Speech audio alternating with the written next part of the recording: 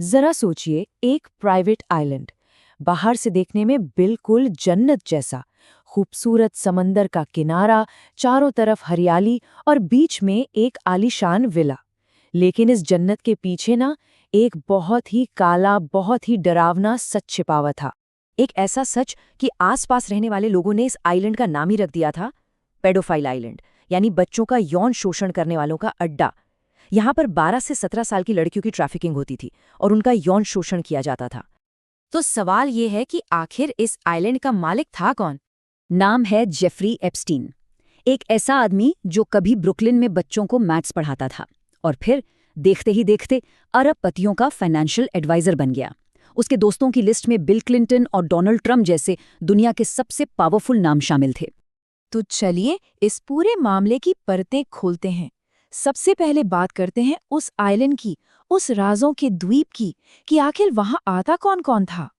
यहाँ आने वालों की लिस्ट देखकर किसी के भी होश उड़ जाएंगे। ब्रिटिश प्रिंस एंड्रयू, दुनिया के मशहूर वैज्ञानिक Stephen Hawking, comedian Chris Tucker और न जाने कितने राजनेता और अरबपति। इन सब के लिए यहाँ आलीशान पार्टियां होती थीं। सालों तक ये सब कुछ पर्दे के पीछे चलता रहा, लेकिन फिर सामने आया एक करप्ट सौदा, जिसने इस केस को एक नया ही मोड़ दे दिया। और इसकी शुरुआत हुई थी 2005 में, एक बहुत छोटी सी पुलिस कंप्लेंट से। जब पुलिस ने जांच शुरू की तो एक बेहद भयानक सच सामने आया। ये कोई छोटा-मोटा केस नहीं था, बल्कि एक पूरी की पूरी पिरामिड स्कीम चल रही थी। और इसे एप्स्टीन अकेला नहीं चला रहा था। गिस्लिन मैक्सवेल जैसी उसकी पार्टनर्स लड़कियों को फंसाने में मदद करती थीं।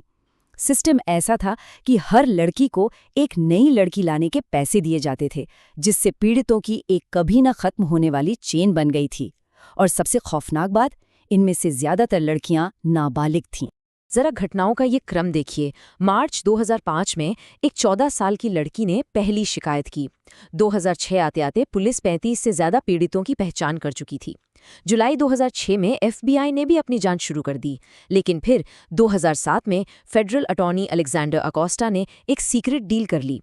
इस डील के तहत एप्स्टीन ने जून 2008 में कुछ मामूली से चार्ज कबूल किए और जुलाई 2009 में 13 महीने से भी कम समय में जेल से बाहर आ गया। इस बात को फिर से समझिए, पुलिस के पास 36 से ज्यादा नाबालिग पीड़ितों के सबूत थे। और एप्स्टीन पर चार्ज कोई मामूली नहीं था, बल्कि इंटरनेशनल सेक्स ट्रैफिकिंग का था। और इतने गंभीर जुर्म की सजा क्या मिली? सिर्फ 18 महीने।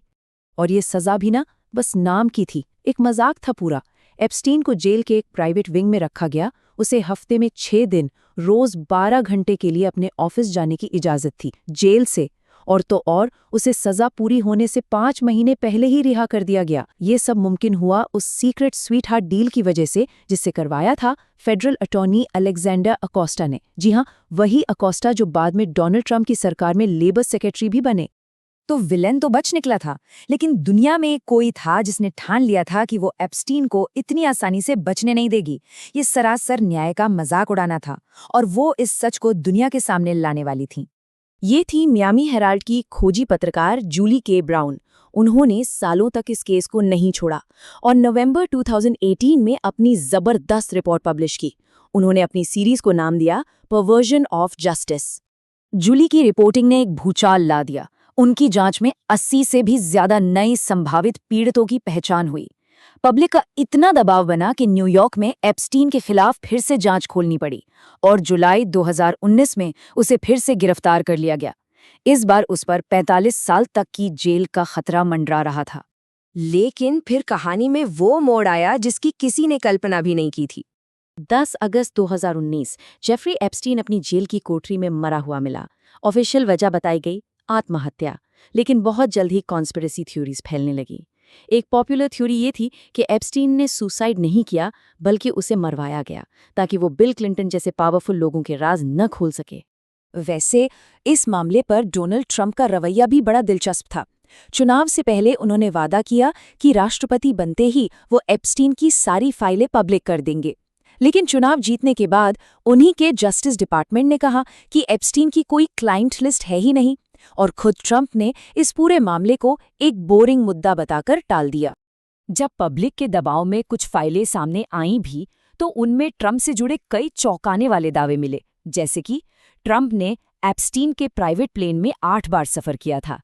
एप्स्टीन के ही एक ईमेल में लिखा था कि ट्रंप लड़कियों के बारे में जानते थे।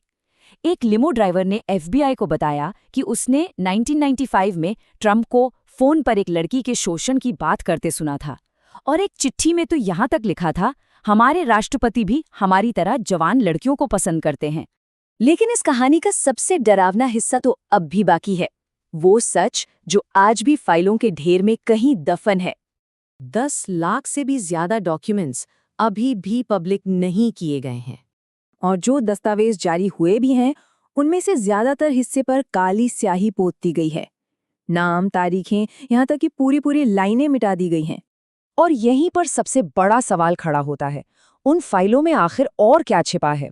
उस पेडोफाइल आइलैंड पर आने वाले कितने और ताकतवर लोगों के नाम उस काली स्याही के नीचे दबे हुए हैं? शायद इसका जवाब हमें कभी न मिले, लेकिन ये सवाल पूछना बहुत जरूरी है।